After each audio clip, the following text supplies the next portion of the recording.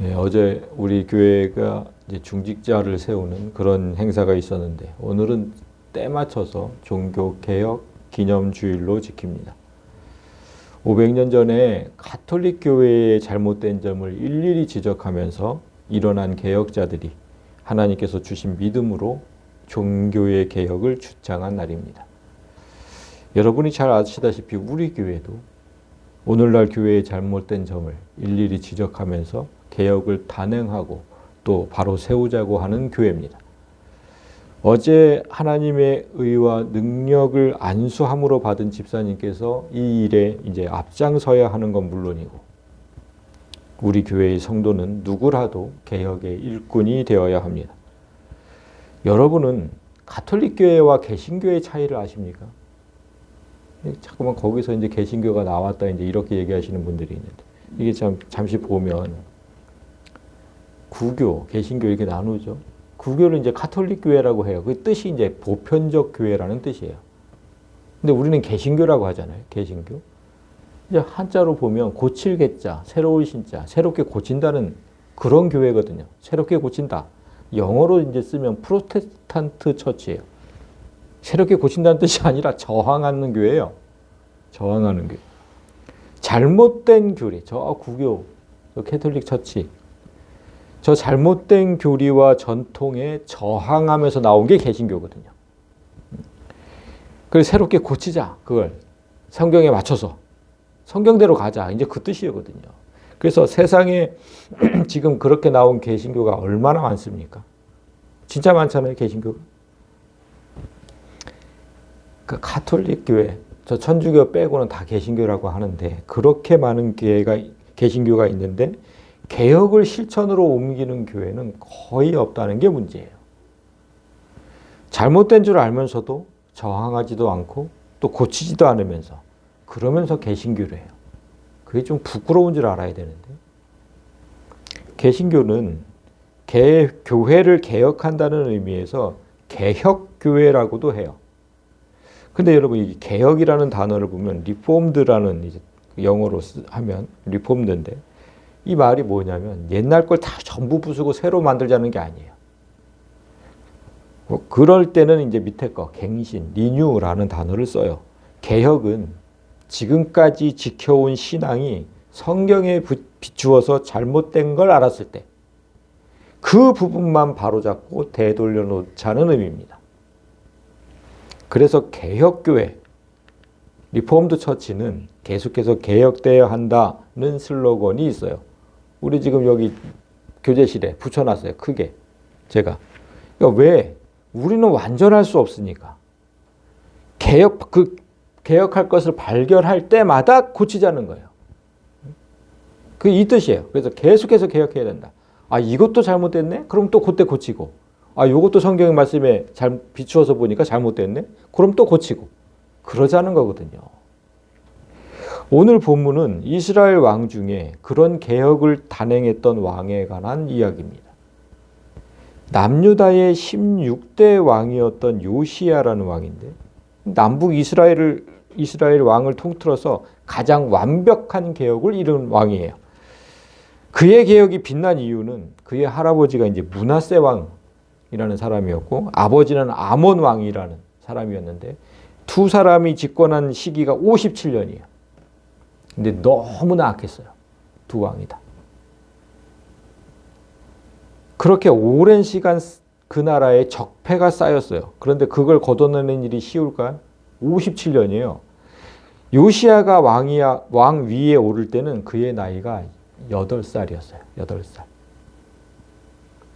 개혁을 단행하기에는 너무나 어렵고 결정적으로 그 어린 왕에게 하나님의 말씀이 없었어요.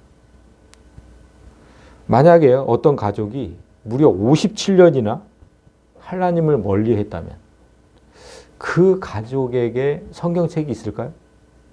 57년이나 교회를 안 다녔는데 성경책이 있을까요? 만약에 있다고 해도 어디다 던져뒀는지 모를 겁니다. 만약에 그런 가족이라면 하나님께 죄를 짓는다는 게 어떤 건지도 몰라요. 왜냐하면 하나님의 말씀, 그 율법의 첫 번째 기능이 뭐라고 했습니까? 죄를 깨닫는 기능이거든요. 말씀을 모르면 죄가 뭔지도 모른 채 죄를 짓게 돼요. 요시야라는 어린 왕도 그렇게 자랐어요. 말씀이 없으니까 하나님 앞에 죄가 죄인 줄 모르고 그렇게 10년을 살아요. 그래서 18세가 되었을 때, 우리나라 이제 만 18세면 성년이잖아요. 딱 그렇게 성년이 되었을 때 문득 방치된 성전을 수리할 마음이 생깁니다. 그 하나님이 주셨겠죠, 그 마음. 57년간 방치된 성전을 그렇게 수리하기 시작해요. 그러던 중에 대제사장 hil기야가 성전 깊숙한 곳에서 율법책을 발견합니다. 성전 중앙에 이렇게 딱 제단 위에 딱 놓여 있어야 할 그 성경책, 오늘날로 말하면 성경책인데 그 성경책이 아주 그냥 먼지 구덩이에 그냥 어디에 처박힐지도 모르는 거기서 찾아낸 거예요. 율법책을 왕궁으로 가져온 서기관이 왕 앞에서 그 책을 읽기 시작해요. 성경책을 읽기 시작해요. 그 책의 내용을 들은 요시야의 반응을 성경이 이렇게 기록했습니다. 왕이 율법책의 말을 듣자 곧 그의 옷을 찢어버렸다. 옷을 찢는 건 뭡니까? 너무너무 화가 났다는 거예요. 너무너무 분하고 원통한 거예요. 이제까지 자기가 행한 일을 하나님 말씀에 비추어 보니까 이것도 죄였고 저것도 죄였네. 그때서 알은 거예요. 우상들만 섬겼거든요. 얼마나 비참하고 속상했겠습니까? 내가 당했던 거 10년 동안 내가 당한 게 진짜 속상. 이거 진짜 경험해 보잖아요. 저도 그걸 깨달았을 때 너무너무 원통하고 비참했어요. 그게 너무너무 화가 났어요. 이게 죄였구나 깨달았을 때. 그래서 즉각 개혁을 실행합니다. 하나님 말씀에 비추어서 잘못된 건 다 바로잡기 시작해요. 이게 중요한 거죠. 매일 말씀을 읽으면 뭐해요, 여러분? 성경을 뭐 10독했다, 20독했다 자랑하면 뭐해요? 아니, 그 말씀을 비추어서 말씀대로 바로잡지 않는 자, 그런 사람은 성경을 읽을 자격이 없어요. 왜냐하면 알고도 고치지 않으면 말씀을 무시하는 거잖아요. 분명히 이렇게 말씀하셨는데 안 고쳐. 무시하는 거잖아. 왜 읽어요, 성경을? 요시야가 딱 말씀 한번 듣고 와, 마음이 너무 아파. 내가 이렇게 살았구나, 여태까지. 그래서 이제 하나하나 고쳐나가기 시작해요. 어떻게 고쳐나가는지 이제 잘 보십시오. 본격적인 개혁에 앞서서 모든 백성을 모으고 그들에게 하나님 말씀을 들려주고 그들의 동의를 얻는 것부터 시작해요. 이게 우리가 이제 함께 읽었던 본문인데, 왕이 유다와 예루살렘의 모든 장로를 자기에게로 모으고 왕이 유다의 성전에 올라가매 유다 모든 사람과 예루살렘 주민과 제사장들과 선지자들과 다 모으는 거죠. 모든 백성이 노소를 막론하고 다 왕과 함께 한지라. 왕이 여호와의 성전 안에서 발견한 언약책의 모든 말씀을 읽어 무리의 귀에 들리고, 지금 요시야가 하는 일이 오늘날 교회 지도자들이 해야 할 일이에요. 개혁은 공동체 전체의 일이에요. 나 한 사람 고치는 거? 그거 아니에요, 개혁. 공동체 전체의 일. 모든 성도를 모으고 하나님의 말씀을 똑바로 전하고 전한 말씀 그대로 살자고 설득해야 하는 게 교회 지도자인 거예요. 그래서 왕이 단 위에 서서 여호와 앞에서 언약을 세우되 마음을 다하고 뜻을 다하여 여호와께 순종하고 그의 계명과 법도와 율례를 지켜 이 책에 기록된 언약의 말씀을 다 이루게 하자. 그렇게 간곡하게 얘기하니까 백성이 다 아멘 그러면서 그 언약을 따르기로 했다는 거예요. 얼마나 멋진 교회입니까? 진짜 멋진 교회예요. 교회, 오늘날 교회가 정말 본받아야 할 장면이고, 이제 이렇게 구성원 전체의 동의를 얻었어요. 자, 이제부터 고쳐 나갈 겁니다. 다 아멘 했어요. 자, 그러면 다음 할 일은 개혁의 순서를 정하는 겁니다. 뭐부터 할까요? 뭐부터? 오늘날 개신교회도 잘못된 게 너무나 많거든요. 뭐부터 고쳐야 할까? 이 정하는 게 진짜 중요해요. 요시야가 선택한 첫 번째 개혁 대상은 성전 그 자체였습니다. 성전 안에 있던 쓰레기부터 치우자는 건데, 어떤 쓰레기들이 있었는지 성경이 기록한 걸 보면 정말 기함을 해요. 이런 게 성전 안에 있었다고? 자, 4절을 봅시다. 바알과 아세라와 하늘의 1월 성신을 위하여 만든 모든 그릇을 여호와의 성전에서 내어버리고, 그래서 예루살렘 바깥 기드론 밭에서 불살라 버렸대요. 또 여호와의 성전에서 아세라상을 내어다가 예루살렘 바깥 기드론 시내로 가져다 거기서 또 불살라 버렸고, 또 여호와의 성전 가운데 남창의 집을 헐었으니 그곳은 여인이 아세라를 위하여 휘장을 짜는 처소였다. 남창 여창 그게 여호와의 성전에 다 있었다는 거예요, 여러분. 하나님의 전 안에 이런 쓰레기들이 있다는 사실이 너무나 놀랍잖아요. 이것들은 대체 언제부터 있었을까? 이런 쓰레기들이. 그 유명한 솔로몬 왕 때부터 있었어요. 여러분들은 솔로몬 왕이 되게 훌륭한 왕인 줄 아시는데 그때부터 있었다고. 솔로몬의 아내가 여러분 몇 명이었나요? 열왕기상 11장을 보면 그 솔로몬 왕에게 후궁이 700명이 있었고 첩이 300명이 1000명. 그의 여인들이 솔로몬 왕의 마음을 돌려 다른 신들을 따르게 했다. 1000명이나 되는 여자들이, 그 여자들이 각자 자기가 섬기는 그 신에 다 들여왔거든요. 다 외국 여자들인데. 자기가 섬기는 신의 형상을 그렇게 만들어 놓고 하나님 성전에 두었어요. 거기서 경배를 한 거예요. 솔로몬이 3대 왕이거든요. 이스라엘의 3대 왕. 그리고 지금 오늘 본문에 등장하는 요시아가 16대 왕입니다. 그러니까 무려 13대에 걸쳐서 이스라엘은 하나님의 나라가 아니었던 거예요. 그냥 우상과 창기들이 사는 사탄의 나라로 존재했던 겁니다. 너무 마음이 아픈 거예요. 요시아가 이 사실을 알고 화가 난 거예요. 그 젊은 청년이, 이제 갓 20살이 된 젊은 청년이. 솔로몬 이후에 13대에 걸쳐 단 한 명도 성전에 있던 그 성경책을 마음에 두지 않았다는 거. 그 뭘 의미합니까? 여러분, 성경에는요, 내 삶을 비춰줄 말씀이 다 기록되어 있거든요. 그런데 굳이 그걸 찾아서 읽어볼 마음이 없었다는 거예요. 그게 내 삶에 도움이 돼? 왜 그런 마음이 들었냐면 내 마음에 쓰레기가 가득 차 있기 때문에. 아까 봤잖아요, 그런 쓰레기들.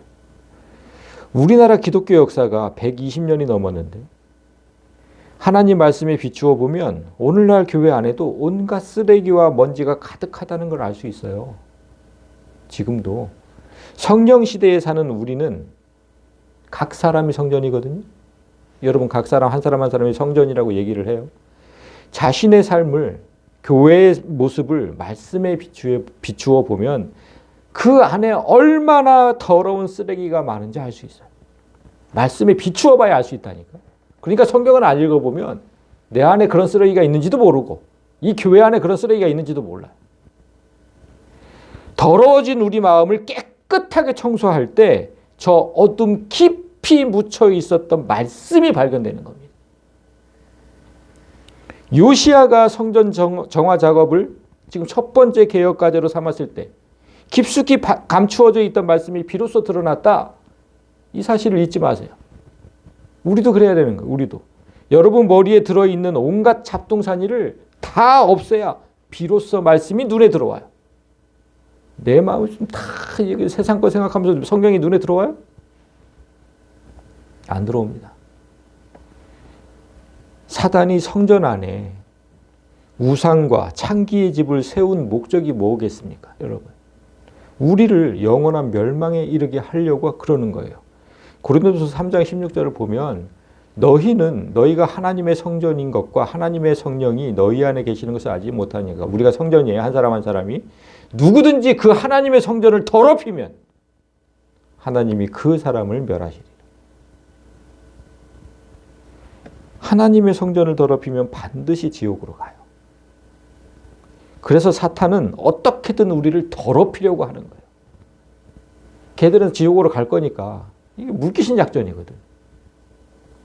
나만 갈 수 없다는 거예요. 니들도 같이 가야지. 같이 타락했잖아. 선악과 먹고. 그래서 여러분 안에 있는 그 우상, 탐욕과 음욕, 미움, 시기, 질투 이런 거 정말 성급 더러운 것들을 시급히 치워야 돼. 시급하게. 성전을 깨끗이 한 후에 요시야가 두 번째로 행한 개혁이 뭐냐면 요시야는 전국 곳곳에 설치된 산당을 철폐하기 시작해요. 8절을 보면. 또 유다 각 성읍에서 모든 제사장을 불러놓고 또 제사장이 분향하던 산당을 게바에서부터 브엘세바까지 더럽게 하고 또 성문의 산당들을 헐어버렸으니 산당 말 그대로 산에 있는 예배처소거든요. 근데 이 산당이 이스라엘 전국에 퍼져 있었어요. 당시에 하나님을 예배하는 곳은 예루살렘 성전 한 곳뿐이었어요. 한 곳뿐. 이 수많은 산당은 각 나라에서 수입해온 우상을 섬기기 위해서 만들어 놓은 거예요. 요시야는 지금 이곳을 더럽히고 헐어버리고 있는 거예요. 그리고 산당의 제사장, 지금 제사장, 산당에서 분향하던 저 제사장들, 저 사람들을 어떻게 처분했냐면 9절 산당들의 제사장들은 예루살렘 여호와의 제단에 올라가지 못하게 만들어버렸고 다만 그의 형제 중에서 무교병을 먹을 뿐이었더라. 오늘날로 말하면 마술을 부리고 구약의 절기를 지키면서 헌금을 뜯어내는 그런 거짓 목사들 이 단상에 오르지 못하게 했다는 거예요. 아, 진짜 그랬으면 좋겠어. 여기서 말씀 전하지 못하도록. 그래 성도들이 좀 속지 않지.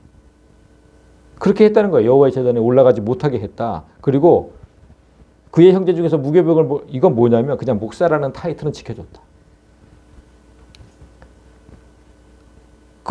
아니 여기서 말씀을 전하지 못하는데 목사라는 타이틀이 있으면 뭐예요? 그 유명무실한 거예요.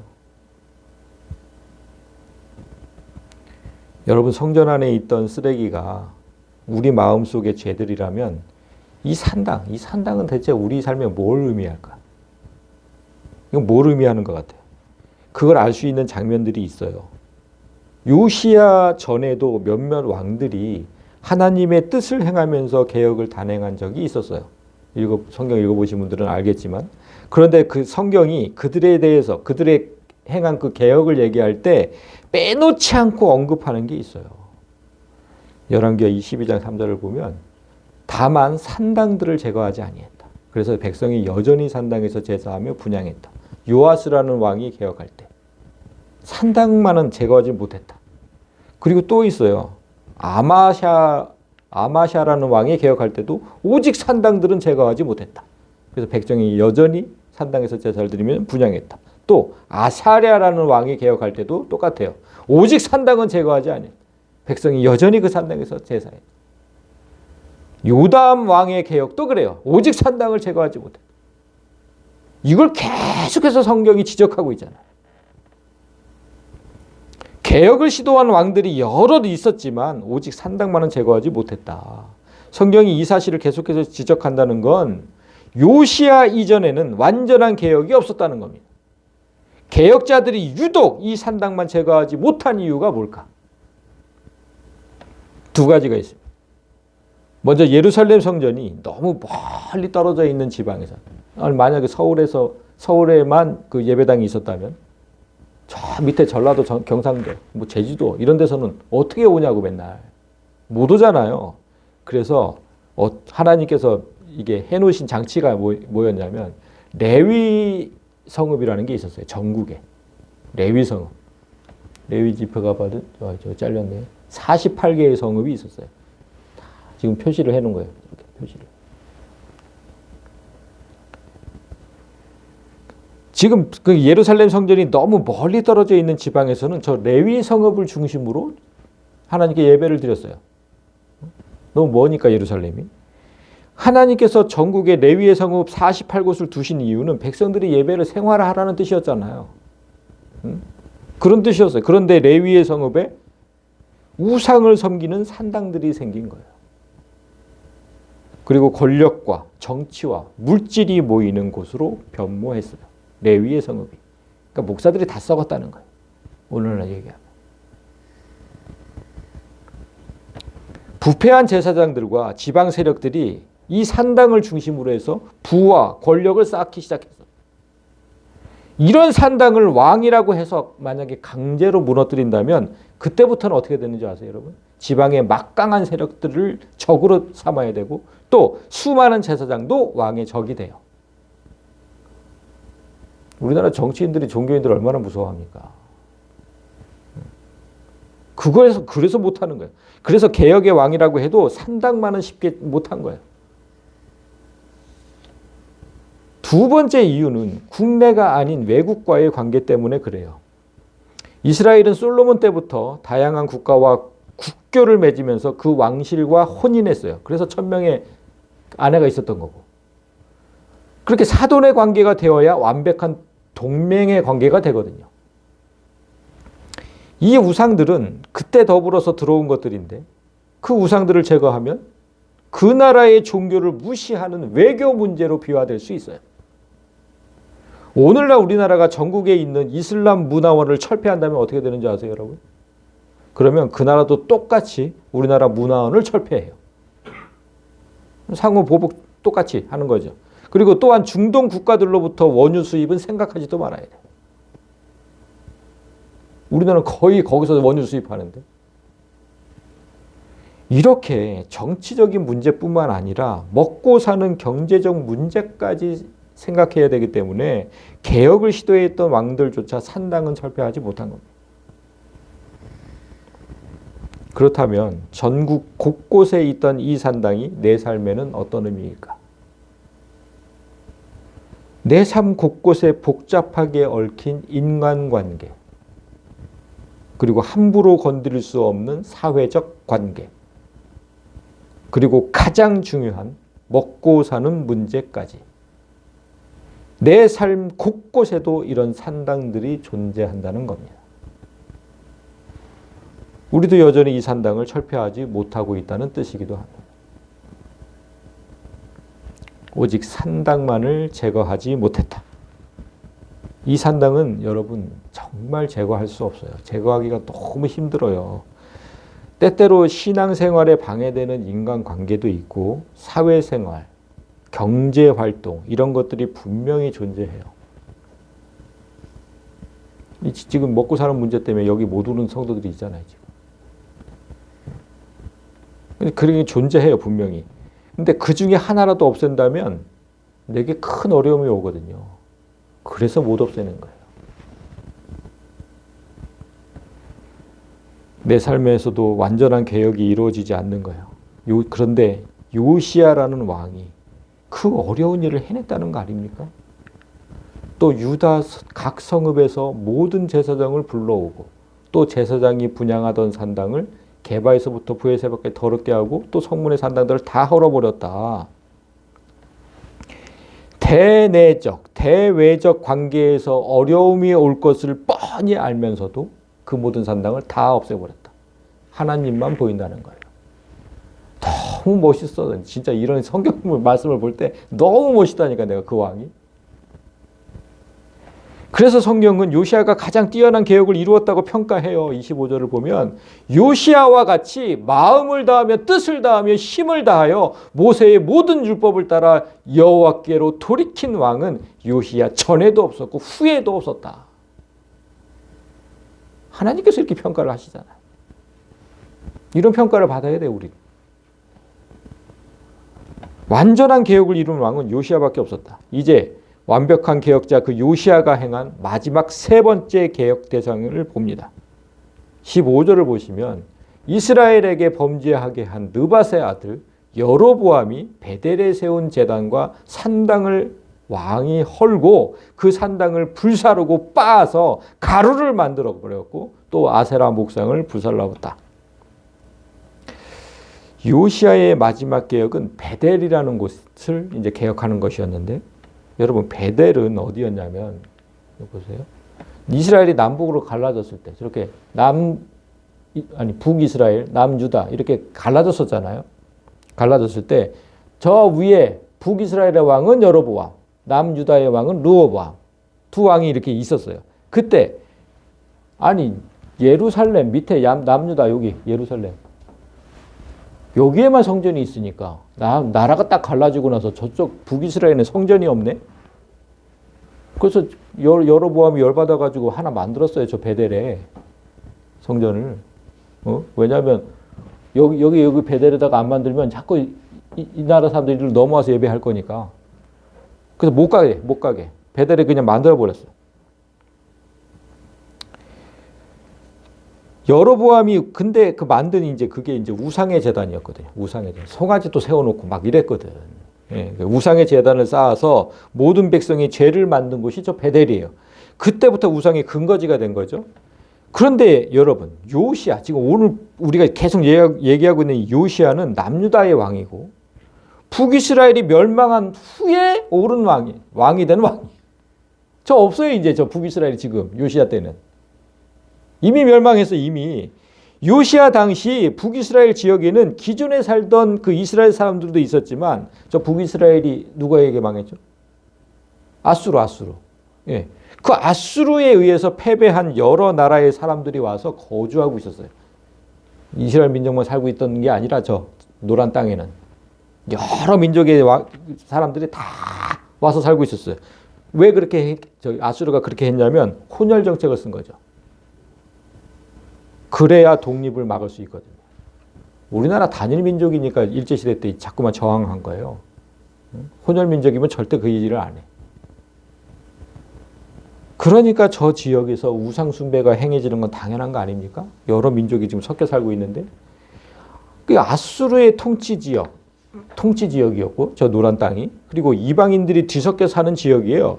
그런데 굳이 그곳까지 가서 우상의 제단과 산당을 다 헐어버렸다는 거예요. 이렇게까지 해야 하나 싶을 정도로 요시야가 지금 철저하게 개혁을 실행한 거예요. 지금은 비록 남의 땅이 되었지만 하나님께서 주신 영토잖아요. 저거는. 저 땅은. 지금 노란 땅은. 그리고 아직 이스라엘 백성이 살고 있어요. 그 이유로 요시야는 개의치 않고 종교개혁을 단행한 겁니다. 개혁은 이렇게 나 한 사람, 내 공동체에서만 끝나면 안 돼요. 하나님의 백성이 있는 곳이라면 그들을 깨우고 고치는 곳까지 가야 한다는 사실을 우리에게 알려주는 거예요. 그것이 진정한 개혁의 완성이라는 겁니다. 제가 왜 매 주일 교회가 잘못하는 일들을 여기서 이렇게 떠들고 있을까? 이거 화면으로 유튜브로 내보내고 이걸 왜 하고 있을까요, 여러분? 지금 이것 때문에 그래요. 제가 요시야를 좀 담고 싶어서. 남의 교회에 어떻게 되든 상관없다고 생각하면 굳이 제가 이렇게까지 개혁을 외치지 않아도 돼요. 우리는 맨날 성경 공부를 하면 돼. 근데 제가 성경을 보면서 마음을 여기까지가 개혁의 완성이구나. 그걸 알았거든요. 이 방송을 누가 보든 진짜 외부의 어떤 교회의 성도가 보든 단 한 사람이라도 깨닫고 하나님 말씀을 깨닫고 다시 하나님께로 돌이킬 수만 있다면 저는 계속 이 일을 해야 되는 거예요. 여기 숫자가 얼마 되지 않는다고 해서 제가 이 일을 멈추면 안 되는 거죠. 성경을 보면서 제가 깨달았어요. 그리고 베델, 지금 베델이잖아요. 저 위에 지금 베델. 여러분 베델의 뜻이 베델의 뜻? 베트라는 게 집이에요. 히브리어로 베트. 그리고 엘은 하나님이고 그 베텔이거든요. 베델. 하나님의 집이에요. 이름의 뜻이 하나님의 집. 그러니까 하나님의 집이고 하나님의 백성이 있는 곳이기 때문에 외면할 수가 없어요. 그런데 여기서 소름 돋는 말씀 하나가 등장해요. 저 베델을 개혁할 때. 성경이 그 요시야의 개혁을 몇백 년 전부터 예언하고 있었거든요. 근데 요시야가 베델에 가서 이제 막 우상을 정리하는 중에 그 예언의 말씀을 발견하게 돼요. 몇백 년 전에 써져 있던 그 예언의 말씀을. 자, 17절을 보면 요시야가 이르되 내게 보이는 저것은 무슨 비석이냐 하니, 그러니까 막 그냥 정리하다가 우상들을 정리하다가 비석 하나를 봤는데 저게 무슨 비석이냐 하고 물었어요. 그러니까 성읍 사람들이 그에게 말하되 왕께서 베델의 제단에 대하여 행하신 이 일을 전하러 유다에서 왔던 하나님의 사람의 묘실이니라 하니라. 그러니까 지금 요시야가 행한 일들이 이미 오래전에 유다에서 온 하나님의 사람에 의해 예언되었다는 겁니다. 언제 예언됐는지 한번 보겠습니다. 열왕기상 13장 1절을 보면 보라 그때에 하나님의 사람이 여호와의 말씀으로 말미암아 유다에서부터 베델에 이르니 마침 여로보암이 제단 곁에 서서 분향하는지라. 자, 아까 이 제단. 저 여로보암이 여기다가 이 우상의 제단을 만들어 놓고 이제 예배를 하고 있었어요. 그때 이 유다 땅에서 한 선지자가 와가지고 여기서 제사하고 있는 저 여로보암에게 얘기를 했다는 거예요. 응? 이거 지금 그 뜻이에요. 여로보암이 제단 곁. 네. 그 무슨 말을 했냐? 하나님의 사람이 제단을 향하여 여호와의 말씀으로 외쳐 이르되 제단아 제단아 여호와께서 이와 같이 말씀하시기를 다윗의 집에 요시야라 이름하는 아들이 나올 것인데 그가 네 위에 분향하는 산당 제사장을 네 위에서 제물로 바칠 것이요 또 사람의 뼈를 네 위에서 사르리라 하셨느니라. 이 예언은 요시야가 태어나기 320년 전에 예언된 거예요. 그런데 요시야의 이름까지 정확하게 기록되어 있잖아요. 소름 돋잖아요. 하나님께서 하신 일이 이렇게 정확한 거예요. 한치의 오차도 없이 이루어졌어요. 하나님 말씀이. 이 일을 하나님의 사람이 전하였더니 그 전한 여호와의 말씀대로 되었더라. 이런데 소름이 확확 끼치잖아. 이처럼 개혁을 외치고 실행에 옮기는 자는 자신의 힘으로 하는 게 아니에요. 이건 하나님께서 이미 예비하신 거고 하나님께서 세우신 자가 하는 거예요. 그렇게 준비하셨다가 때가 되면 그 사람을 사용해서 개혁하게 하시는 거죠. 왜냐하면 오랫동안 고착된 관습을 개혁한다는 거 그건 정말 너무나 어렵고 또 얼마나 자신을 희생해야 하는 일인지 하나님께서 잘 아시기 때문에 그래요. 아무나 할 수 있는 거 아니에요. 모든 걸 다 바쳐야 돼. 내가 다 잃어도 돼. 그래야 개혁이 돼요. 500년 전 종교개혁을 외쳤던 그 마틴 루터라는 사람도 그런 사람이었어요. 이 사람. 세계를 뒤흔든 종교개혁자 마틴 루터. 이 사람으로부터 시작된 거거든요. 루터가 어거스틴 수도원이라는 곳에 이제 들어가서 수도사로 있었어요. 그때 당시 로마 가톨릭 교회는 사람이 구원을 얻으려면 많은 선행을 쌓아야 한다고 가르쳤어요. 그래서 루터도 구원에 이르기 위해서 무진장 애를 썼어요. 금식도 수시로 하고 고행도 하고 그렇게 선행을 많이 베풀려고 노력했어요. 요시야가 어렸을 때 말씀 없이 여러 가지 노력을 했던 것처럼 루터도 똑같이 그랬어요.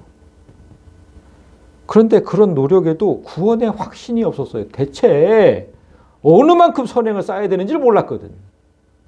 어느 만큼 쌓아야 내가 구원에 이를 수 있는 거야.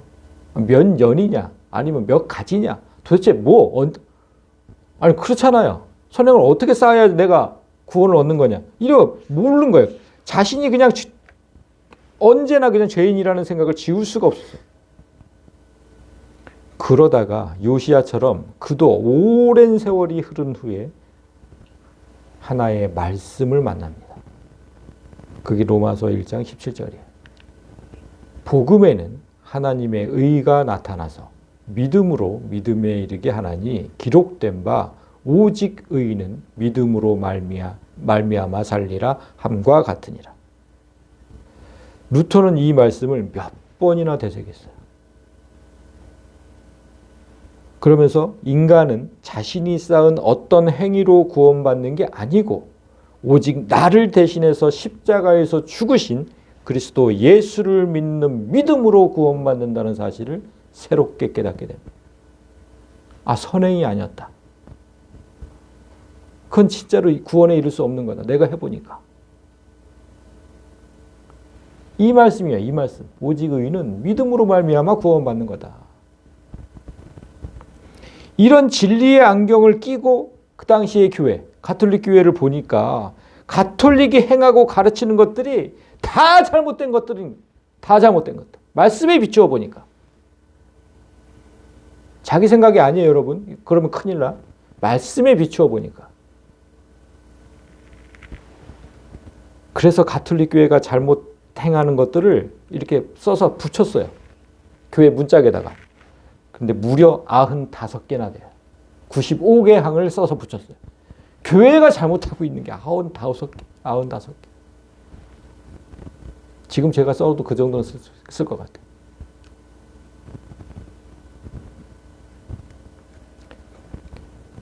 아니, 교회가 잘못하고 있는 것들이 100개에 가깝다는 것도 놀랍지만 젊은 수도사가 거대하고도 철옹성 같던 그 가톨릭 교회의 기득권자들을 향해서 개혁을 부르짖는다는 거, 그것 정말 대단한 용기가 필요한 겁니다.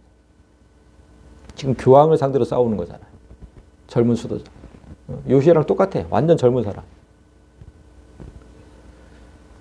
이렇게 싸우려면 여러분 일단 성직자 명단에서 삭제가 돼. 이제 제외돼요. 제외돼.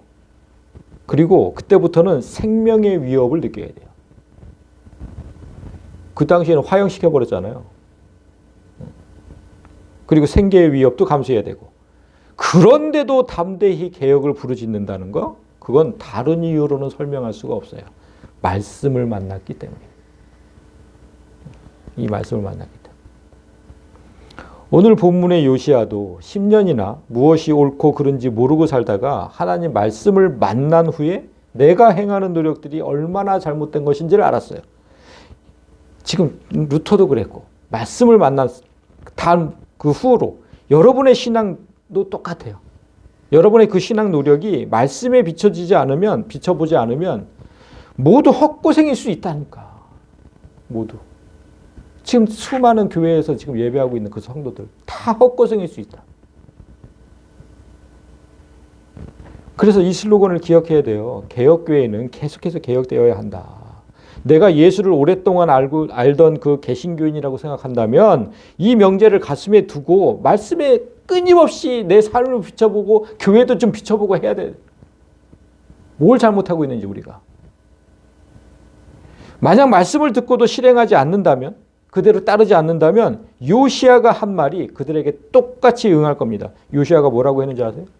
우리 조상들이 이 책의 말씀을 듣지 않고 이 책에 우리를 위하여 기록된 모든 것을 행하지 않아서 여호와께서 우리에게 내리신 진노가 너무나 크다. 성경대로 살지 않아서. 우리나라 기독교 역사 120년간 우리 조상들은 성경에 기록된 것들을 올바로 지켜 행하지 않았어요. 그렇게 전해온 악습과 사람이 만든 계명이 여전히 교회 안에 쓰레기처럼 존재해서 성도들을 속이고 거짓 목사의 배를 채웠습니다. 이런 폐단을 개혁하지 않고 끝까지 고수한다면 하나님의 이 말씀이 반드시 그들에게 응할 겁니다. 말씀을 맺겠습니다. 어제 우리는 하나님의 편에 서서 진리를 수호하고 하나님 나라를 세우기로 결단하는 안수 집사를 세웠습니다. 이 일은 세움을 받은 집사님뿐만 아니라 직분자를 세운 우리 모두의 일입니다. 하나님의 직분을 가볍게 여기지 말아야 해요. 그래서 말씀에 비추어서 무엇을 고쳐야 하는지 늘 고민하는 그런 공동체가 되어야 합니다. 다행히도 우리 집사님은 말씀을 늘 가까이 하는 분이어서 말씀이 없어서 죄를 짓는, 뭘 어떻게 해야 될지 모르는 그런 분은 아니에요. 근데 집사님뿐만 아니라 우리도 다 그래야 돼. 말씀은 지금 우리를 위하여 기록된 것이라고 했잖아요. 우리를 위하여 기록된 거. 근데 왜 그걸 안 보자는 거지? 말씀을 마음 깊이 새기고 말씀대로 행하는 그런 공동체가 되길 원해요. 이제 다음 주면 이제 11월이잖아요. 여러분 11월이 되면 항상 제가 마음이 아픈 게 이 땅의 모든 교회가 추수감사절을 지내는 그런 계절이에요. 그리고 바로 내일부터는 제가 몇 주간 설명을 했던 WEA 서울총회, 이 땅에서 우상들의 총회가 열려요. 그런 주예요, 이번 주가. 그래서 우리는 개신교임을 잊지 말아야 됩니다. 그런 것들에 저항해야 돼요. 잘못됐다고 저항해야 합니다. 바로 고치자고 외쳐야 되고. 진정 바라기는 결단하고 개혁하는 진실한 개혁자들이 우리 교회뿐만 아니라 전국 곳곳에서 들풀처럼 일어나서 악습을 고치고 악에 저항하는 그런 진정한 개신교인들이 되기를 주님의 이름으로 간절히 소망합니다. 예.